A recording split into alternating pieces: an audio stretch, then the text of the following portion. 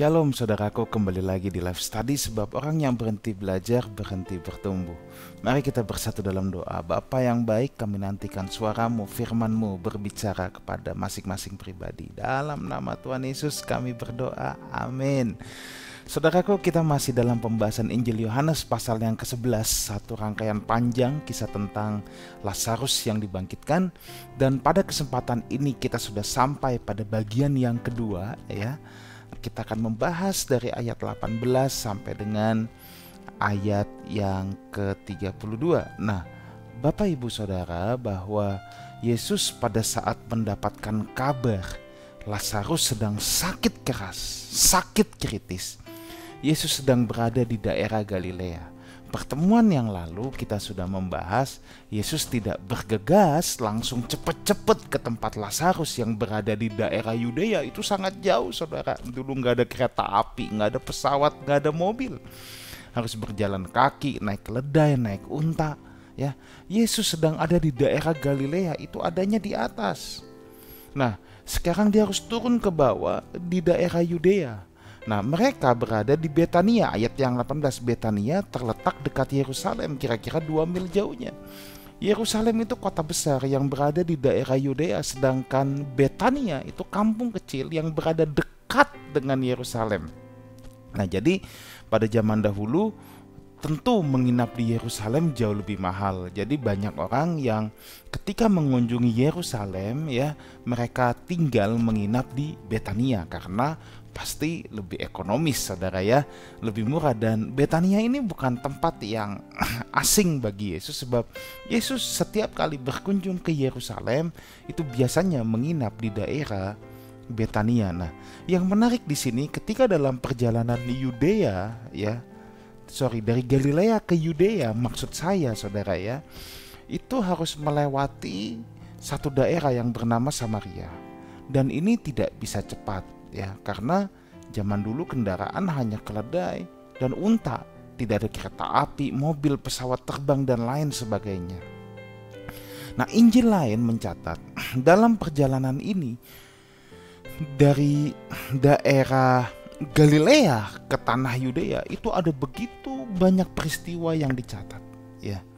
Salah satunya adalah pertobatan Zakheus, ya, pertobatan Zakheus. Di situ Yesus menyembuhkan orang buta di gerbang Yeriko, juga adanya di situ. Apa yang kita bisa belajar? Bahwa kita tidak boleh berhenti berbuat baik dan menggarami orang selagi masih ada kesempatan. Yesus memang sedang bergegas saudaraku, ya, untuk dari Galilea kembali ke Yudea. Tetapi dalam perjalanan itu pun Yesus tidak menyia-nyiakan kesempatan untuk berbuat baik. Ini yang harus dimiliki, spirit ini harus dimiliki orang percaya. Kadang-kadang ada banyak orang Kristen bisa berbuat baik saja, sengaja tidak mau, sengaja menutup mata. Yuk kita buka mata kita saudara, ya. Ketika kita dalam perjalanan, ketika kita melakukan apapun, mungkin kita punya tujuan yang lain, ya. Tetapi ketika kita hendak mencapai satu tujuan, sementara itu kita bisa berbuat baik, why not? Ya, kerjakan itu. Nah, ketika Yesus hampir tiba saudara, ya, sahabat-sahabatnya itu dalam suasana kedukaan karena Lazarus sudah meninggal. Di pertemuan yang lalu memang dijelaskan Yesus tidak buru-buru, malah menunda beberapa hari sebab Tuhan punya maksud dan rencana yang lain. Tetapi kita bisa lihat di sini bahwa banyak orang Yahudi telah datang. Ini menandakan apa? Maria, Marta, Lazarus pasti orang baik saudara. Pasti orang yang banyak berbuat kebaikan kepada sesamanya. Mereka bukan orang kaya saudara, tinggalnya aja di kampung. Tapi banyak orang yang datang, itu menandakan bahwa mereka ini pasti orang baik, ya. Pasti orang baik terhadap sesamanya. Makanya begitu banyak orang yang datang ingin melayat dan menghibur. Dan pelajaran buat kita, jadilah penghibur dikala saudara kita mengalami kesulitan dan kesedihan. Saudara, saya pribadi punya prinsip, kalau rumah pesta saya datang, tapi saya nggak terlalu ngotot. Saya sebenarnya orang tergolong yang tidak terlalu giat atau bersemangat untuk pergi ke rumah pesta.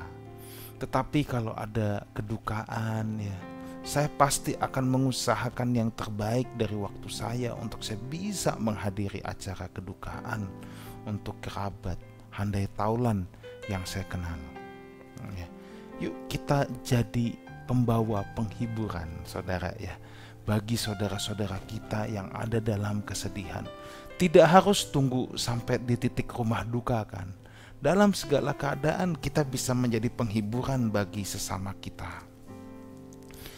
Ayat 20-22, ketika Marta mendengar bahwa Yesus datang, ia pergi mendapatkannya, tetapi Maria tinggal di rumah. Maka kata Marta kepada Yesus, "Tuhan, sekiranya Engkau ada di sini, saudaraku pasti tidak mati. Tetapi sekarang pun aku tahu bahwa Allah akan memberikan kepadamu segala sesuatu yang Engkau minta kepadanya." Saudara, Maria dan Marta sungguh-sungguh menunggu kedatangan Yesus. Begitu mendengar Yesus datang, Marta langsung meninggalkan segalanya dan pergi mendapatkan Yesus untuk menyambut Yesus. Yesus ini belum sampai di Betania, masih ada di luar kampung, masih ada di luar kota, saudara. Tapi Marta dengan begitu bersemangat, dia yang berjalan keluar dari Betania, saudara ya. Marta langsung meninggalkan segalanya. Ya, dia mau menghampiri Yesus. Beberapa penafsir berpendapat Marta pergi keluar kampungnya ketika mendengar Yesus ada dalam perjalanan dan memang sudah dekat. Yang jelas begini saudara, yang kita bisa belajar, Marta begitu antusias dan tindakan Marta menunjukkan imannya yang begitu besar dan positif kepada Yesus. Apakah kita punya antusiasme yang sedemikian rupa terhadap pribadi Tuhan? Apakah kita punya antusiasme? Jam-jam doa kita menjadi jam yang paling kita bersemangat. Saatnya kita pergi ke gereja itu kita datang dengan antusias, bukan kewajiban agamawi. Dalam hal ini saya tidak mengatakan kalau saudara sedang tidak bisa ke gereja berarti saudara orang yang tidak antusias kepada Tuhan. Saya tidak mengatakan itu, ya. Dan saya juga tidak bermaksud untuk menyatakan gereja itu hanya gereja tempat hadirnya Tuhan, tidak. Antusiasme kita itu bukan karena ibadah ritualnya, bukan. Tetapi antusiasme kita ada pada kita mau belajar firman Tuhan, kita mau berdoa menyembah Tuhan secara korporat, secara bersama-sama, saudara. Ya. Antusiasme kita ada atau tidak? Atau kita nggak punya antusias, datang udah males-malesan, ya. Ya kalau cuaca baik datang, kalau hujan dikit enggak, takut flu. Aduh, Kristen kambing ini takut air ya. Belum lagi kalau di gereja semua udah bersuka cita, bernyanyi bersama-sama, ini cuma diliatin begini doang. Ya, tampangnya udah kayak ya hidup segan mati tak hendak. Saudara belajar dari Marta, dia punya antusias sedemikian rupa menjumpai Tuhan. Kita harus punya antusiasme yang sama, baik di luar gereja maupun di dalam gereja. Bahwa hati kita selalu ingin menjumpai Tuhan, itu hal yang sangat penting, saudara ya. Memang tidak dijelaskan di sini kenapa Maria tidak ikut Marta menjumpai Yesus. Ya, karena yang keluar sendiri ini Marta, saudara. Apakah Marta tidak beritahu Maria? Atau bisa juga mereka lagi berbagi tugas karena banyak tamu. Maria stay aja, Marta yang menjemput Tuhan Yesus. Tapi kalau kita lihat dari kisah Lukas 10 tentang Marta dan Maria ya saudara ya, di mana Marta itu memang punya kepribadian yang antusias, yang meletup-letup saudara ya, yang terbakar-bakar ya. Memang kita bisa melihat temperamen Marta ini meletup-letup dan sangat bersemangat ya. Sedangkan di kisah Lukas 10 itu kan Maria memilih hanya duduk diam mendengarkan Yesus bicara. Kalau Marta pokoknya nih bagian seksi repot. Nggak salah saudara ya, bersemangat itu bagus. Tetapi dengar baik, ini tetap harus ada saatnya kita duduk diam teduh di kaki Tuhan. Saudara, bersemangat dalam pelayanan itu baik, tapi jangan sampai karena kesibukan, karena semangat kita tidak punya lagi waktu untuk duduk diam mencari wajah Tuhan, ya.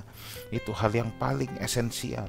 Nah, dalam percakapan ini saudara, ya, di Yohanes 11 ayat 21-22 tadi, kita menjumpai bahwa Marta kan bilang, "Tuhan, sekiranya Engkau di sini, saudaraku pasti tidak mati. Tetapi sekarang pun aku tahu bahwa Allah akan memberikan kepadamu segala sesuatu yang engkau minta kepadanya." Saudara, dalam hal ini kita bisa melihat iman Marta. Dia sangat mempercayai Yesus. Dalam hal ini ada keberserahan diri Marta kepada Yesus. Memang belum ada pada saat itu orang mati bangkit. Marta di sini pun terlihat tidak punya nyali, saudara, ya. Makanya tidak punya nyali untuk meminta Yesus membangkitkan Lazarus. Makanya dia cuma bilang, "Tuhan, sekiranya Engkau di sini, saudaraku pasti tidak mati." Ia hanya berserah pada kehendak Yesus.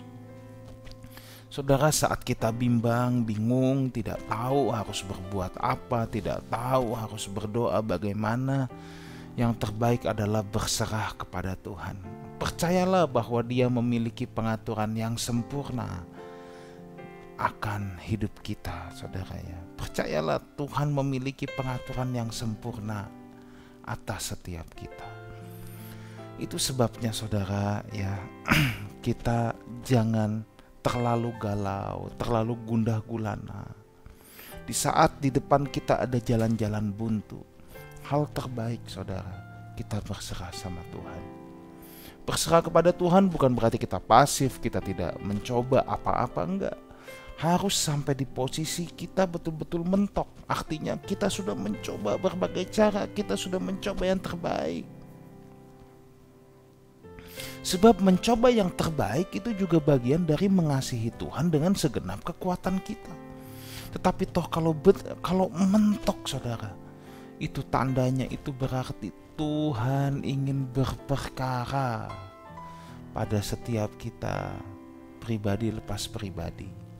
Berserah sama Dia, ya.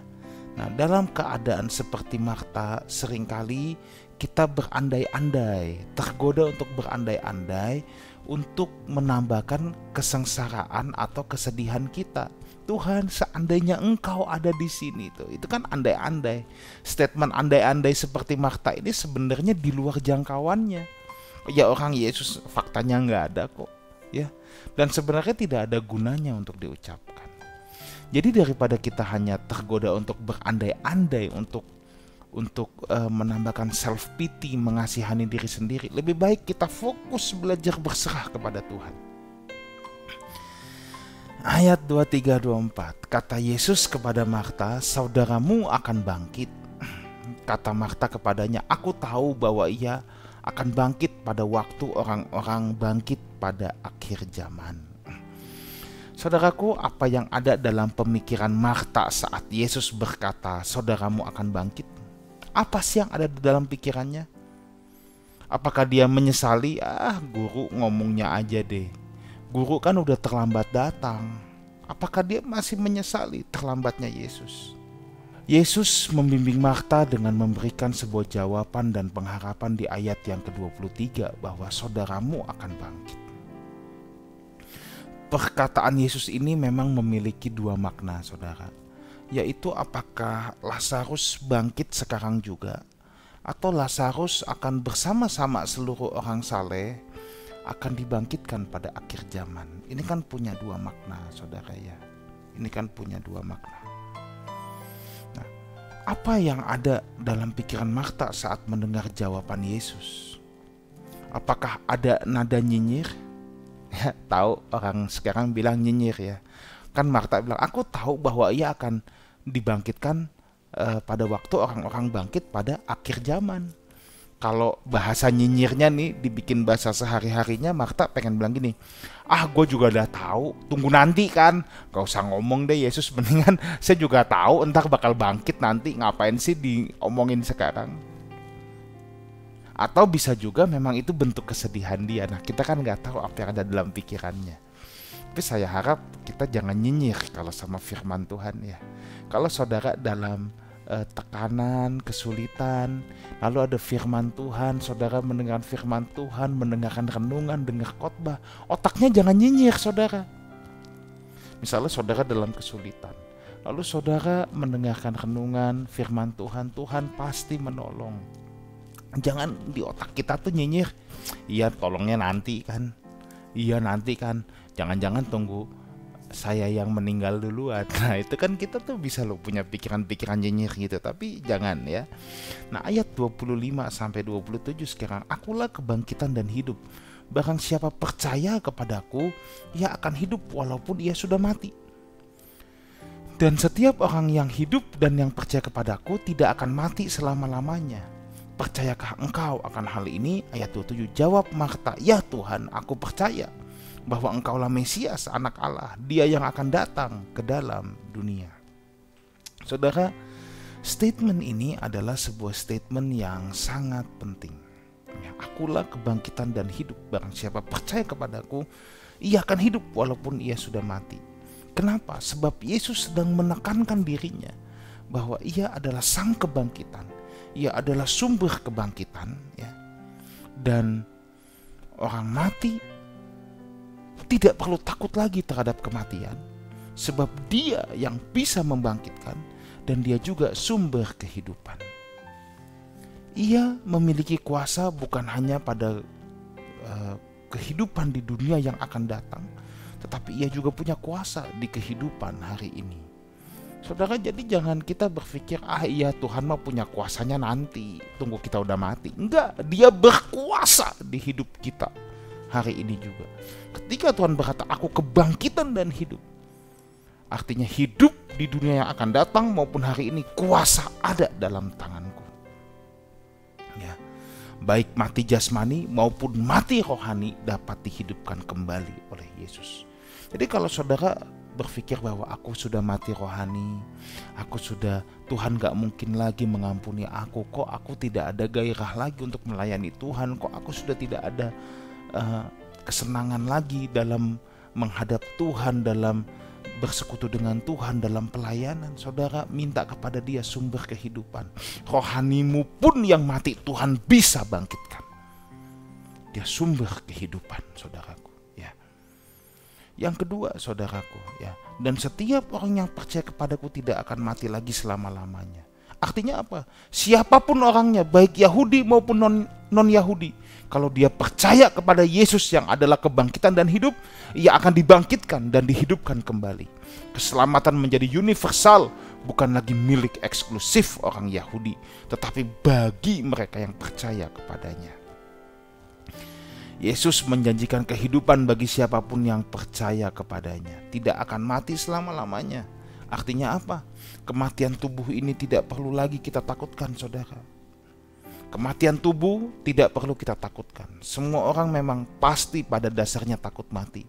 Tapi kalau saudara bersekutu dengan dia, bersahabat karib dengan dia yang adalah sumber kebangkitan dan hidup, kematian tubuh tidak akan menjadi hal yang menakutkan lagi.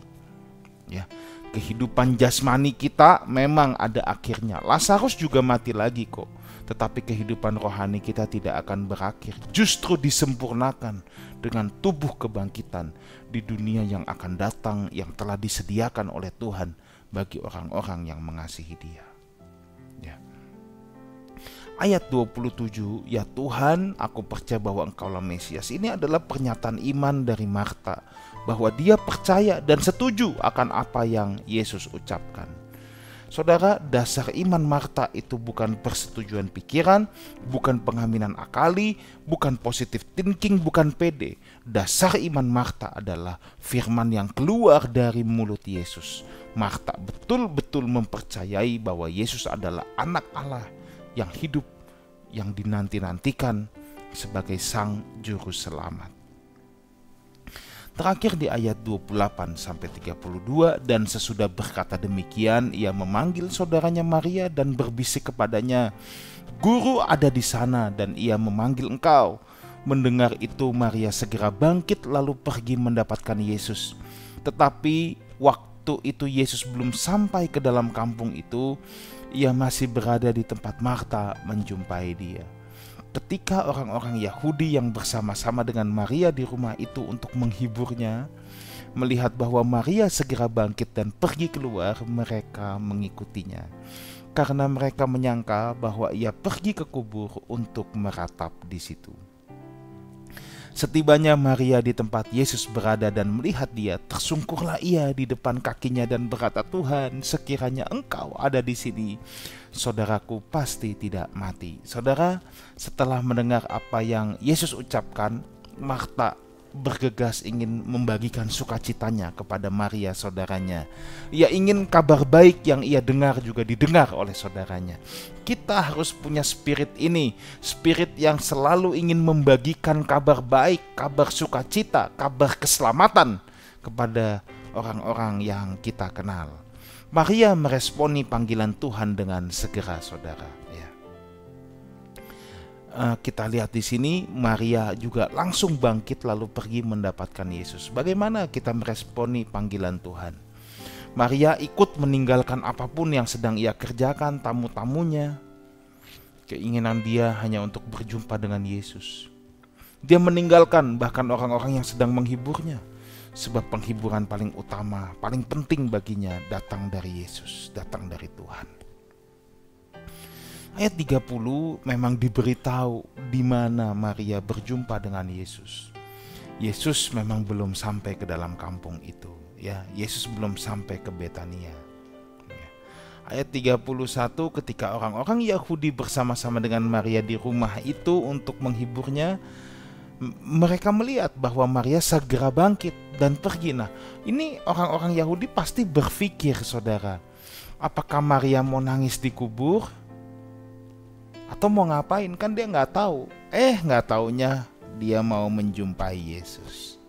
Rupanya di ayat yang ke-32, saudara, Maria mengucapkan hal persis yang saudaranya Marta katakan. "Tuhan, sekiranya Engkau ada di sini, saudaraku pasti tidak mati." Persis apa yang dipikirkan Marta, Maria juga memikirkan. Yesus tidak jadi tersinggung, ya. Karena perkataan ini kan juga sebenarnya bisa saja seolah-olah menyalahkan Tuhan Yesus. Yesus sih, Tuhan sih telat. Coba kalau Engkau datang lebih awal, kan saudaraku nggak mati. Tapi Tuhan nggak tersinggung, ya. Dan saya percaya mereka juga tidak menyalahkan Tuhan Yesus, ya. Tetapi pelajaran untuk kita jangan ada hal-hal yang tidak enak terjadi dalam hidup kita terus kita menyalahkan Tuhan. Tuhan sih nggak tolong, Tuhan sih begini, Tuhan sih begitu. Saudara, Tuhan bisa punya rencana, punya maksud yang lain, ya.